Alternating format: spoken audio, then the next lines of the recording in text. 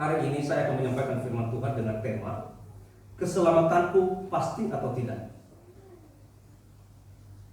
Saya mau tanya di tempat ini, Bapak Ibu yang ada di tempat ini, siapa yang yakin diselamatkan? Angkat tangan.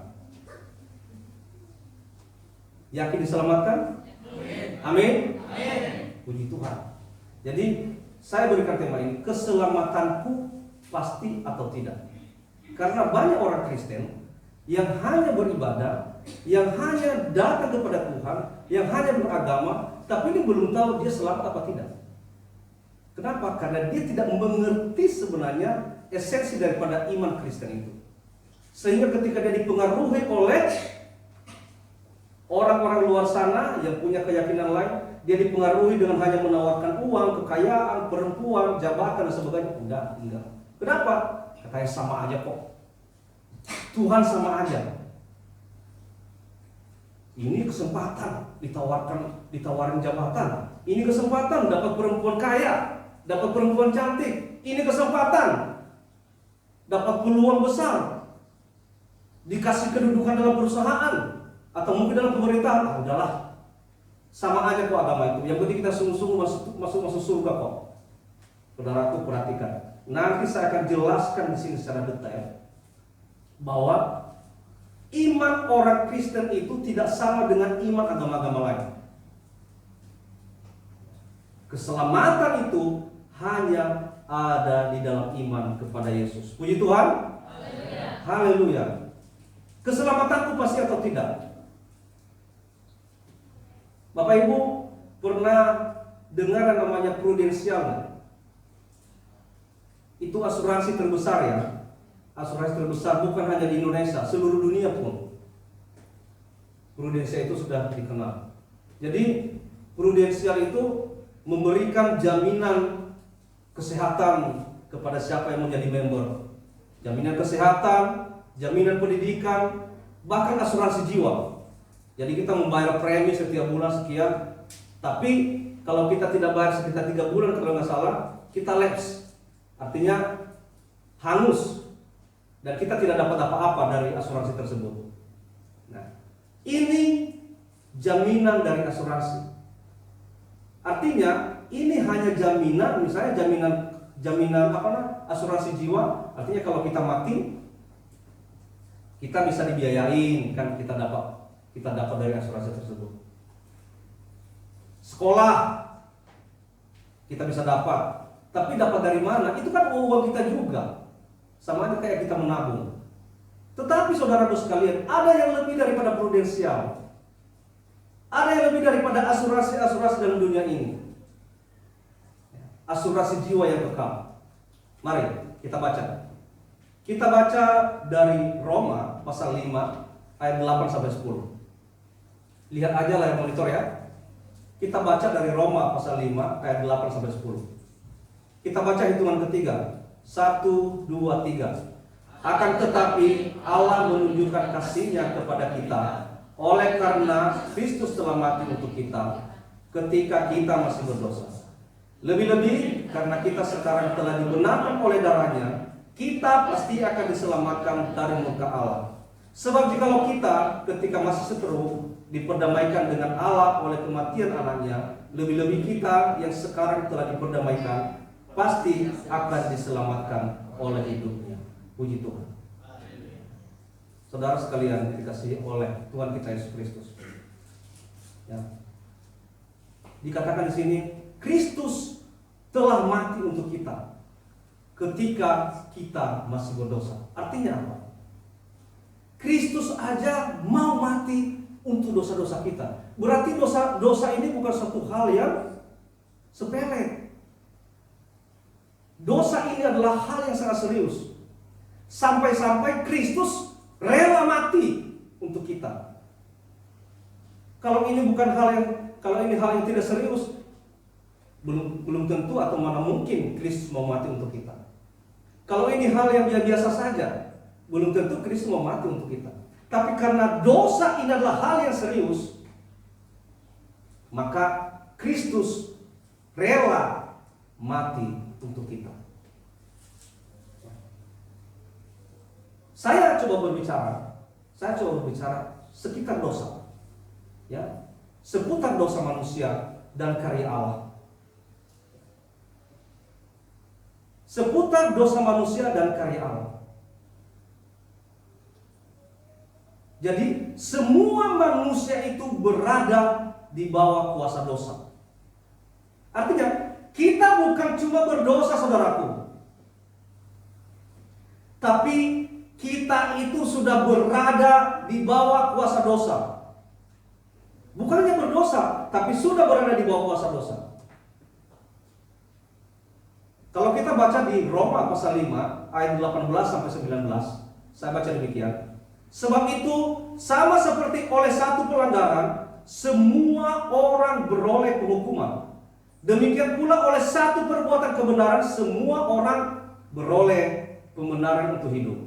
19, jadi sama seperti oleh ketidaktaatan satu orang semua orang telah menjadi orang berdosa.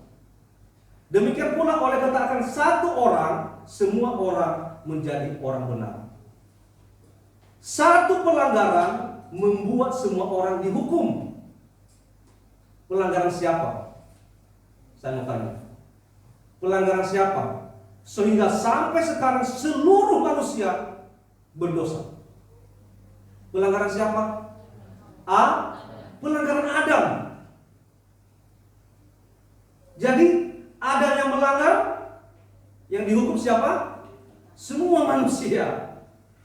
Adam yang tidak taat, yang berdosa siapa? Seluruh manusia. Pertanyaannya, adil nggak sih? Benar, Ibu Nagisel. Secara manusia nggak adil. Enak benar. Dia yang berbuat dosa, dia yang tidak taat, kok semua manusia berdosa? Tapi Tuhan punya alasan, saudaraku sekalian. Tuhan punya alasan. Ya. Karena kenapa? Karena Adam itu adalah dia manusia pertama, ya, sebagai perwakilan semua manusia. Artinya, kalau perwakilan itu benar, maka semua juga keturunannya akan benar. Kalau perwakilan itu salah, maka semua juga keturunannya akan salah. Kalau berdosa, maka semuanya keturunannya akan berdosa. Saya berikan contoh ya. Misalnya ada pertandingan badminton atau bulu tangkis. Jadi misalnya antar negara dengan negara, Indonesia dengan China misalnya. Indonesia misalnya diwakili oleh pembulu tangkis terkenal, contohnya lah siapa yang sudah sering kita kenal, Taufik Hidayat lah misalnya. Sudah lama sebenarnya Taufik Hidayat. Jadi Taufik Hidayat ini mewakili Indonesia. Lalu kita mendukung kan? Kita kan pendukungnya bangsa Indonesia. Pertanyaan saya, kalau Taufik Hidayat menang, siapa yang senang? Indonesia atau China? Indonesia.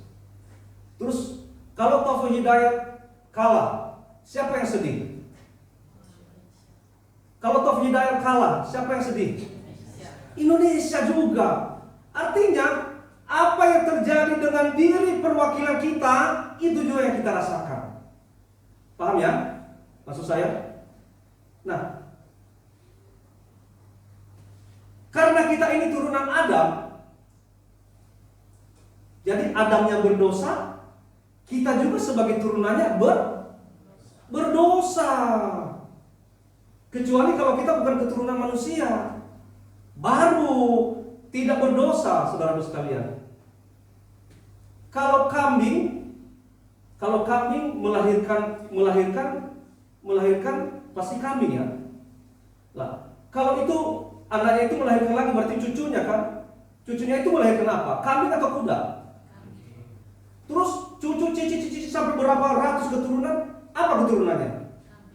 Tetap kambing kan? Nggak ada kuda, nggak ada monyet, nggak ada babi hutan. Nah, artinya apa yang terjadi dengan perwakilan pertamanya itulah yang terjadi sampai keturunannya, saudara sekalian. Jadi seorang disebut orang berdosa bukan hanya ketika dia mencuri, bukan hanya ketika dia berzina, bukan hanya ketika dia korupsi, bukan hanya ketika dia menipu, ya. Tapi seseorang disebut berdosa sejak dia dalam kandungan. Ayo, kalau nggak percaya, buka di Mazmur pasal 5 ayat 17. Siapa yang membaca? Ayo, Victor baca. Mazmur pasal 5 ayat 17. Bahwa seorang disebut orang berdosa sejak dalam kandungan ibunya. Mazmur pasal 5 ayat 17. Maaf, Mazmur pasal 51 ayat 7. Sorry, ini nggak pakai kacamata jadi agak lari-lari angkanya. Mazmur pasal 51 ayat 7. Silakan Victor. Belum ketemu juga? Itu pasti perjanjian lama ya.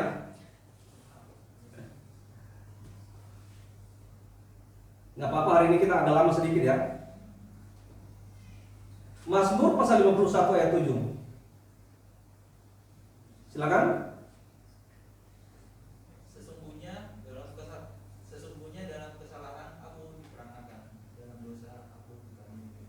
Sesungguhnya dalam kesalahan aku diperanakan, dalam dosa aku dikandung ibuku.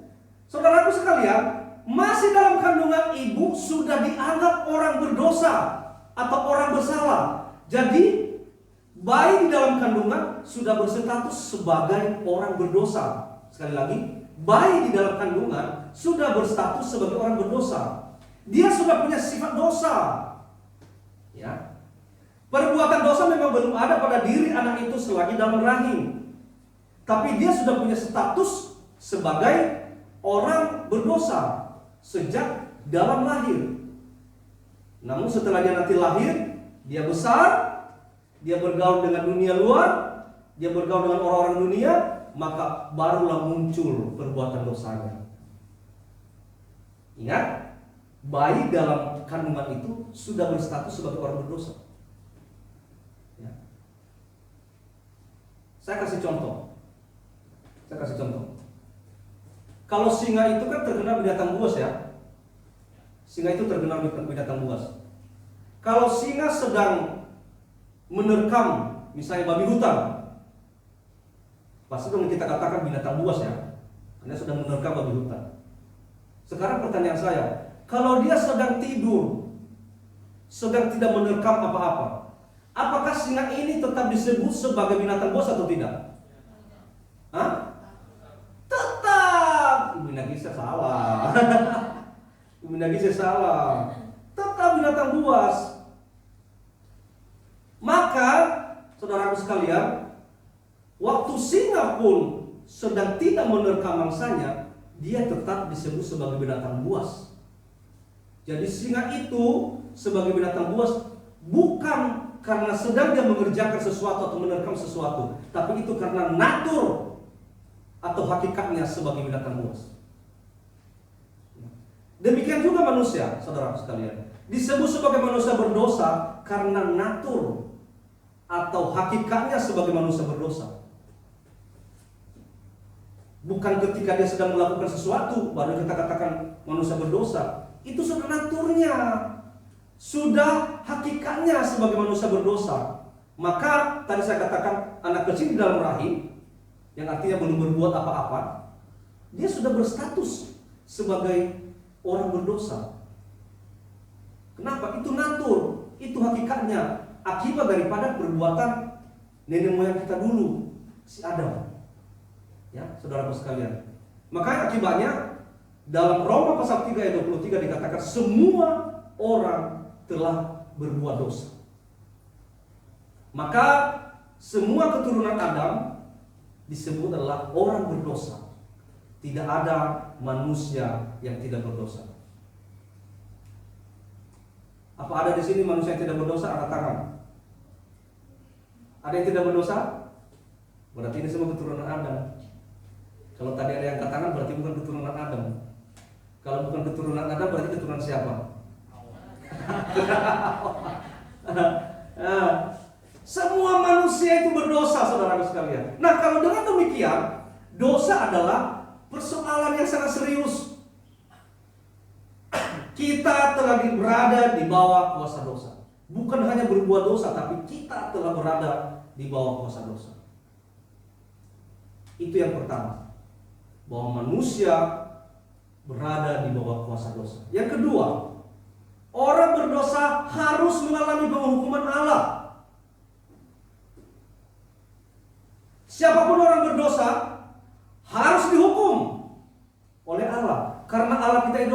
hakim yang adil. Nah, karena dia hakim yang adil, itulah yang mengharuskan Allah untuk menghukum setiap orang berdosa. Beda pengadilan di dunia kita ini, beda penghakiman di dunia ini. Ya, hukum itu bisa dibeli. Ya, yang salah bisa benar, yang tidak punya duit. Ya, benar nggak? Walaupun misalnya Ibu Indah saya benar, saya salah, kalau saya bisa bayar itu hakim, saya bisa menang. Itulah dunia. Tapi Allah kita adalah Allah yang adil. Karena keadilannya, maka mengharuskan Dia untuk menghakimi, untuk menghukum setiap orang yang berdosa. Jadi satu pun tidak ada yang terlewatkan daripada hukuman Allah, saudara sekalian. Ketika engkau berbuat dosa, maka siap-siaplah engkau pasti akan dihukum.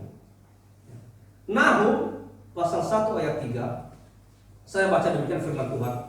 Tuhan itu panjang sabar dan besar kuasa, tetapi Ia tidak sekali-kali membebaskan dari hukuman orang yang bersalah. Ia berjalan dalam puting beliung dan badai, dan awan adalah debu kakinya. Tuhan Allah kita adalah Maha Pengasih. Dia Maha Pengasih, panjang sabar, tetapi ingat, tidak sekali-kali membebaskan dari hukuman orang yang bersalah. Siapapun yang bersalah akan dihukum. Satu pun tidak ada yang bisa terlewatkan. Satu pun tidak ada yang luput daripada hukuman Allah. Kenapa? Karena Allah kita adalah Allah yang adil. Mengharuskan Allah kita untuk menghukum setiap orang yang berdosa. Mengharuskan Allah kita untuk menghukum setiap orang yang bersalah. Perhatikan ini. Yang ketiga, manusia tidak bisa diselamatkan dengan cara apapun. Galatia pasal 2 ayat 16, kamu tahu bahwa tidak seorang pun yang dibenarkan oleh karena melakukan hukum Taurat, tetapi hanya oleh karena iman dalam Kristus Yesus. Jadi saudaraku sekalian, perbuatan baik dengan taat melakukan hukum Taurat sekalipun tidak dapat membebaskan kita dari perbuatan dosa. Mau saya berikan contoh bahwa perbuatan baik itu, amal itu tidak bisa membebaskan kita dari perbuatan dosa. Saya berikan contoh misalnya, seseorang yang kena tilang, ya, Pak guru kita misalnya kena tilang hari ini hari Minggu ya, nah, diambil SIM-nya. Nanti 3 hari lagi Pak Gea ke pengadilan, dan begitu kan? 3 hari lagi. Oke Pak, siap Pak polisi. Setelah itu besoknya hari pertama, hari kedua, Pak Gea ini berbuat baik. Datanglah ke rumah saya bawa beras. Pak, ini ya sebagai amal saya lah, amal soleh saya, bawa beras. Pak, Devan sudah bayar uang kuliahnya, belum sebelahnya belum. Ya Pak, ada uang di sini 10 juta buat bantu-bantu Devan lah. Terus pergi lagi ke Ibu Gisel, bantu dari sana, apalagi pergi ke panti asuhan, bantu-bantu di sana. Yang penting mau beramal berbuat baik. Hari kedua, hari pertama, hari kedua, hari ketiga ke pengadilan. Lalu dia ke pengadilan, Pak, apa saya bisa dibebaskan enggak? Kenapa?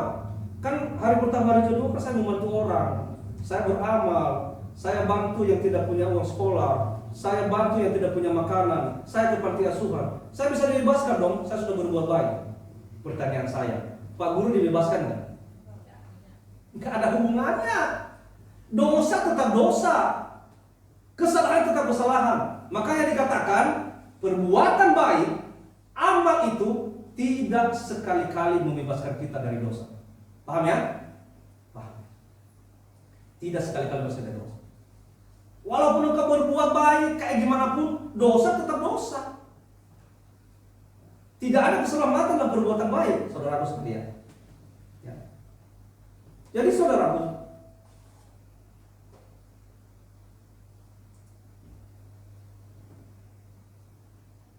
apa perbedaan iman Kristen dengan agama-agama lain? Nah, kan?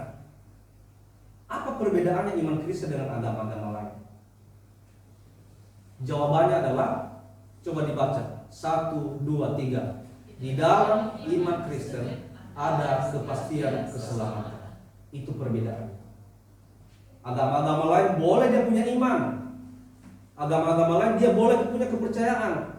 Tapi perbedaannya dengan iman orang Kristen, di dalam iman Kristen ada kepastian keselamatan. Apa jaminan kepastian keselamatan? Jaminan kepastian keselamatan sepenuhnya berasal dari Allah, bukan dari usaha atau pekerjaan kita, saudara sekalian. Ya. Jaminan keselamatannya tadi kita baca di Galatia pasal 2 ayat 16. Jaminan keselamatannya adalah iman dalam Kristus Yesus. Itu jaminan keselamatannya. Selainnya lanjut.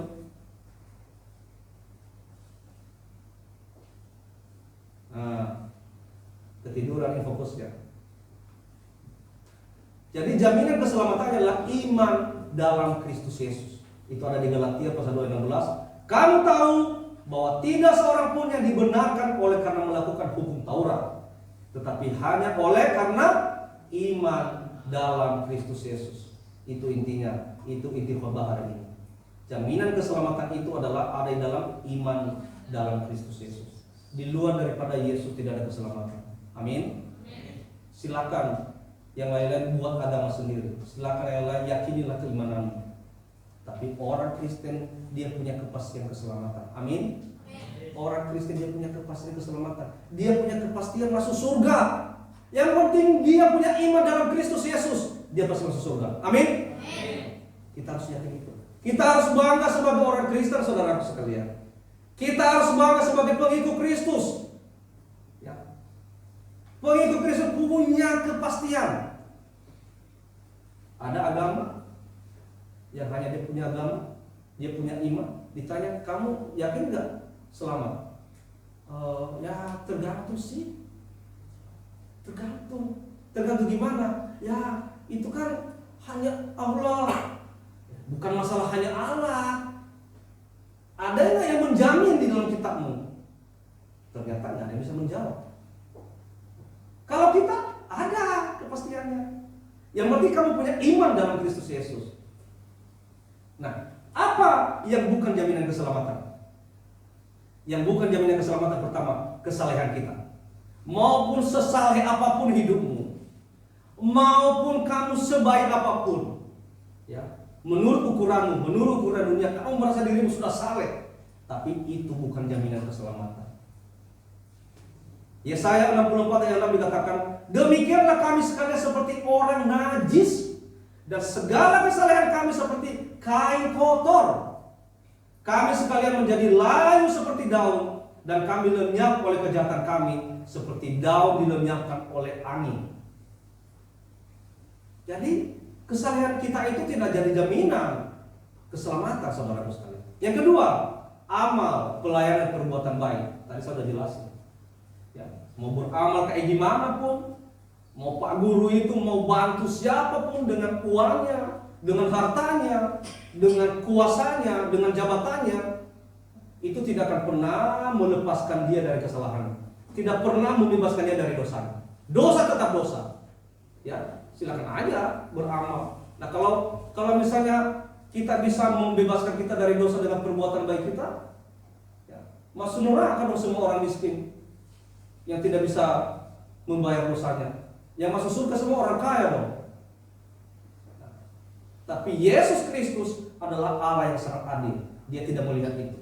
Ya, yang penting engkau beriman di dalam Dia, maka engkau akan selamat. Amin. Puji Tuhan. Haleluya. Sekarang saudaraku sekalian, apa bagian saya? Apa bagian saudara? Apa bagian kita semua? Bagian kita semua adalah baca 1, 2, 3, merespon anugerah Allah. Itu bagian kita. Itu aja kok tugas kita. Tuhan sudah menyediakan kita keselamatan. Tuhan sudah memberikan kita jaminan keselamatan. Bagian kita apa? Merespon anugerah Allah. Makanya sangat disayangkan kalau ada anak-anak Tuhan yang masih tidak respon dengan anugerah Allah. Sangat disayangkan kalau ada anak-anak Tuhan yang sudah diselamatkan oleh Tuhan tapi dia tidak respon. Dia tidak begitu semangat melayani Tuhan. Yang malah ogah-ogahan. Diajak untuk selamat aja susah. Ayo kita ibadah yuk. Ya bentar ya, bentar. Saya lihat dulu jadwal saya. Kayaknya saya sibuk deh. Tapi kan ini ibadah. Ibadah kan bisa minggu depan, ini penting ini. Kalau hari itu nyawamu dicabut oleh Tuhan, mau apa? Saudaraku sekalian, kematian itu adalah misteri. Kita tidak tahu kapan Tuhan datang dalam kehidupan kita. Bisa aja saya habis khotbah ini, Tuhan datang dalam kehidupan saya. Kita tidak tahu kan? Bisa juga 20-30 tahun lagi baru saya dipanggil oleh Tuhan. Kita tidak tahu. Kematian itu misteri dan kehidupan itu adalah misteri. Kita tidak tahu apa yang terjadi esok. Oleh karena itu, firman Tuhan mengatakan tetap berjaga-jaga. Ya, tetap berjaga-jaga supaya buli-bulimu itu tetap berisi minyak. Ya, jadi ketika raja itu datang, engkau telah siap. Jangan bilang sibuk, jangan bilang banyak urusan. Lebih pentingnya mana? Datang kepada Tuhan atau mengurusi urusan dunia? Emangnya dunia ini menjamin keselamatanmu? Tidak. Yang menjamin keselamatan kita adalah siapa? Tuhan Yesus. Haleluya. Haleluya. Lalu sekarang apa respon saya? Apa respon saudara? Ya. Satu, inilah respon kita ya saudara sekalian. Apa respon kita terhadap jaminan keselamatan yang telah Tuhan sediakan bagi kita? Pertama, satu, menerima, mengaku dan percaya. Ini adalah syahadatnya orang Kristen. Kalau mereka kan punya syahadat sendiri, menyebutkan syahadat berarti mereka sah menjadi agama itu. Nah, kalau kita ini syahadat kita, Roma pasal 10 ayat 9 sampai 10. Ayo kita baca bersama-sama syahadat kita. 1, 2, 3. Sebab jika kamu mengaku dengan mulutmu bahwa Yesus adalah Tuhan dan percaya dalam hatimu bahwa Allah telah membangkitkan Dia dari antara orang mati, maka kamu akan diselamatkan. Karena dengan hati orang percaya dan dibenarkan, dan dengan mulut orang mengaku dan diselamatkan. Ini respon kita. Ketika Allah telah menyediakan jaminan keselamatan bagi kita, respon kita adalah menerima Dia, mengaku Dia, dan percaya kepada-Nya. Jangan ragu-ragu lagi. Barang siapa yang ragu-ragu berarti engkau tidak siap menerima jaminan keselamatan itu. Yang kedua, tinggal dalam Yesus. Yohanes pasal 15 4-5. Tinggallah di dalam aku dan aku di dalam kamu. Sama seperti ranting tidak dapat berbuah dari dirinya sendiri kalau ia tidak tinggal pada pokok anggur. Demikian juga kamu tidak berbuah jikalau kamu tidak tinggal di dalam aku. Aku pokok anggur dan kamulah ranting-rantingnya. Barang siapa tinggal di dalam aku dan aku di dalam dia, ia berbuah banyak. Sebab di luar aku, kamu tidak dapat berbuat apa-apa. Tanda-tanda orang yang tinggal di dalam Yesus adalah pertama, dia berbuah. Dia berbuah. Makanya umat atau anak-anak Tuhan yang tidak berbuah, walaupun dia sudah orang Kristen dari lahir, dari nenek moyangnya sampai dia menamakan diri Kristen, walaupun dia Kristen yang fanatik, ya, walaupun dia Kristen yang tidak mau menerima ajaran-ajaran lain, dia mengatakan dirinya Kristen. Tapi belum tentu dia itu tinggal di dalam Yesus. Kenapa? Dilihat dari buahnya. Dia memang Kristen dari nenek moyangnya, tapi menipu masih jalan, bohong masih jalan, korupsi masih jalan, jahat masih jalan. Tidak berbuah, saudaraku sekalian. Kalau dia sudah di dalam Yesus, maka dia pasti berbuah. Berbuah apa? Pertama, buah-buah kasih, dan dia juga memiliki buah-buah roh. Kalau orang ini sudah memiliki buah-buah kasih dan buah-buah roh, berarti itulah orang Kristen yang memang benar-benar tinggal di dalam Yesus. Yang ketiga, mengisi keselamatan. Mengisi keselamatan. Karena itu saudaraku, berusaha sungguh-sungguh supaya panggilan dan pilihanmu makin teguh. Sebab jikalau kamu melakukannya, kamu tidak akan pernah tersandung. 1 Petrus pasal 1 ayat 10. Berusaha sungguh-sungguh. Mengisi keselamatan kita harus sungguh-sungguh, saudaraku sekalian. Kalau kamu selamat, istilah keselamatan dengan sungguh-sungguh, melayani dengan sungguh-sungguh, beribadah dengan sungguh-sungguh, ya. Bantu penginjilan dengan sungguh-sungguh. Semua lakukan dengan sungguh-sungguh. Sekecil apapun pelayananmu, lakukan dengan sungguh-sungguh. Karena itulah cara kita untuk mengisi keselamatan kita. Ingat, jaminan keselamatan telah Tuhan sediakan. Tinggal bagaimana kita merespon. Yesus mati untuk seluruh umat manusia, tapi tidak semua umat manusia diselamatkan oleh kematian Yesus. Paham maksud saya? Siapa yang diselamatkan? Hanya mereka yang merespon. Barang siapa tidak merespon, binasa. Tidak akan pernah mendapat keselamatan. Barang siapa yang tidak mengisi keselamatannya, binasa, saudara sekalian.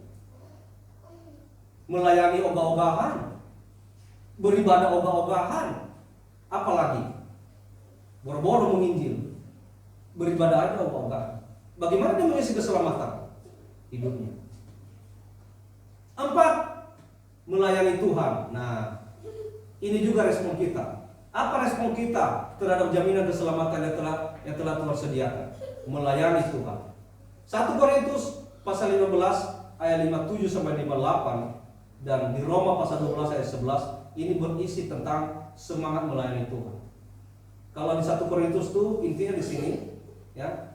Karena itu saudaraku yang kekasih, berdirilah teguh, jangan goyah dan giatlah selalu dalam pekerjaan Tuhan. Giatlah selalu dalam pekerjaan Tuhan. Ingat, giatlah selalu dalam pelayanan Tuhan, dalam pekerjaan Tuhan, tidak untuk kepentingan diri kita. Tapi giatlah selalu dalam pekerjaan Tuhan, semuanya untuk kepentingan Tuhan. Semuanya untuk kemuliaan nama Tuhan. Kalau engkau melakukan itu sesekali aja untuk kepentinganmu, maka percayalah, pelayananmu sia-sia. Pelayananmu hambar. Pelayananmu tawar. Tapi ketika kau melakukan semua itu untuk Tuhan, maka pelayananmu adalah pelayanan yang bisa berdampak kepada orang lain. Dan di Roma 12 ayat 11 itu, janganlah hendaknya kerajinanmu kendor, biarlah rohmu menyala-nyala dan layanilah Tuhan. Rohmu menyala-nyala ini tahu nggak artinya? Rohmu menyala-nyala ini bukan hanya kita yang panas, bukan hanya kita yang semangat, tapi biarlah kiranya semangat kita itu berdampak kepada sekitar kita. Dengan semangat kita melayani Tuhan, maka orang-orang di sekitar kita pun terpengaruh. Ngerti nggak maksud saya? Bukan hanya untuk diri kita, tapi dengan Pak Guru semangat melayani berkobar-kobar, Ibu Nagise pun terpengaruh, Pak Magise pun terpengaruh, Victor terpengaruh, saya pun terpengaruh. Itu namanya itu semangat yang berkobar-kobar. Janganlah kerajinanmu kendor, biarlah roh menyala-nyala dan layanilah Tuhan. Ya, hendaknya kita di sini menjadi orang yang memiliki roh yang menyala-nyala. Bila ketika kita keluar, maka orang yang di sekitar kita bisa terpengaruh dengan kita. Di rumah, orang sekeluarga bisa terpengaruh dengan kita. Di pekerjaan, orang-orang di sekitar kita bisa terpengaruh dengan kita. Karena kenapa? Kita memiliki roh yang menyala-nyala. Amin. Jadi saudaraku sekalian, apakah kita bisa berkata bahwa keselamatan kita memiliki jaminan yang pasti? Sekali lagi, apakah kita bisa berkata bahwa keselamatan kita pasti memiliki jaminan yang pasti? Kita baca 1, 2, 3. Pasti di dalam iman kepada Yesus. Keselamatan hanya ada di dalam iman kepada Yesus. Di luar itu jangan berharap. Tidak ada keselamatan saudaraku. Di luar Yesus binasa. Alkitab yang mengatakan, bukan saya. Jadi keselamatan itu pasti di dalam iman kepada Yesus. Lalu pertanyaan sekarang begini, bagaimana kalau suatu saat iman saya, iman Pak Guru, iman Pak Gisel, Ibu Ina Gisel, Pak Maharapan, Ibu Ina Harapan, dan iman kita di sini semua lemah karena tantangan kehidupan? Jawabannya adalah, ayo kita baca sama-sama. Saya harus total menerima, mengaku, percaya, dan berakar di dalam Yesus. Ketika saudara mengalami suatu kelemahan iman, kan ada saat-saatnya kita lemah ya, ada titik lemahnya. mungkin tekanan ekonomi, tekanan keluarga, masalah dalam pekerjaan, masalah hiruk pikuk kehidupan. Dan mungkin ketika kita sedang rajin-rajinnya beribadah, ketika kita lagi semangat-semangatnya melayani Tuhan, malah kita dihadapkan dengan banyak masalah. Kadang-kadang dalam kondisi seperti itu kita menghadapi titik lemah. Kadang-kadang iman kita itu lemah. Kadang-kadang kita mulai kendor. Kadang-kadang kita merasa, aduh Tuhan, kok begini ya? Saya malah lagi senang-senangnya melayani, kok malah banyak masalah. Yang satu belum selesai, udah datang lagi yang satu. Terkadang dalam pikiran kita ini timbul, jangan-jangan saya salah. Jangan-jangan ini tidak tepat. Saudaraku sekalian, ingat, ketika terang itu ada, maka gelap juga tidak mau kalah, dia juga tetap ada. Ketika kau sudah mencari kebenaran, maka kejahatan itu juga sedang ingin mendirikan rumahnya. Oleh karena itu, jangan sampai kalah, saudaraku sekalian. Ketika imanmu lemah, ketika engkau menghadapi suatu tantangan kehidupan, yang harus kita lakukan apa? Kita harus total menerima, mengaku, percaya, dan berakar di dalam Yesus. Itu yang kita lakukan. Semakin engkau menghadapi tantangan, semakin mengaku, semakin percaya, dan semakin berakar di dalam Yesus. Dengan demikian nanti, maka engkau semakin kuat. Puji Tuhan. Puji Tuhan. Saudara-saudara sekalian, hari ini ya, sebenarnya materi ini banyak, cuma saya usahakan dipersingkat, takut kelamaan. Tapi intinya hari ini, tadi dari temanya tadi, keselamatanku pasti atau tidak? Jawabannya adalah pasti. Pasti di mana? Pasti dalam iman di dalam Kristus Yesus. Oleh karenanya, jangan satupun yang ragu dengan iman. Jangan satupun yang meragukan Tuhan kita Yesus Kristus. Walaupun orang-orang di luar sana mengatakan Tuhanmu itu adalah manusia biasa, kalau dia Tuhan gak mungkin dia mati. Itulah kebodohan orang dunia. Dia tidak paham bahwa Yesus itulah firman yang telah menjadi manusia. Karena tidak ada satupun yang bisa menebus dosa manusia selain daripada manusia yang suci. Hanya itulah yang bisa menebus dosa. Nah, siapa manusia yang suci? Tidak ada kan? Makanya Allah melalui firman-Nya menjadi manusia. Dengan tujuan apa? Karena kasih-Nya kepada kita, supaya manusia itu bisa ditebus, supaya kita itu bisa diselamatkan dari dosa-dosa kita. Kalau tidak, maka tidak ada manusia yang bisa menebus dosa-dosa kita. Kita semua binasa. Itu yang mereka tidak paham. Makanya mereka itu yang selalu mereka ulang-ulang, Tuhanmu bukan Tuhan, Tuhanmu adalah manusia, Tuhanmu adalah manusia. Silakan saja. Kami kan mencari selamat. Silakan saja kalau nggak percaya. Kamu kan yang binasa. Kami mau selamat. Bapak Ibu sekalian, kita cukup bersyukur dan berterima kasih ya, karena anugerah yang Tuhan berikan bagi kita. Ya. Menerima Yesus sebagai Tuhan dan Juru Selamat itulah suatu anugerah. Banyak yang tahu bahwa Yesus itulah Tuhan, tapi dia tidak percaya. Karena kenapa? Matanya dibutakan. Nah, kalau saat ini kita bisa menerima Yesus sebagai Tuhan dan Juru Selamat kita, itu adalah anugerah. Puji Tuhan. Amin. Tuhan Yesus memberkati.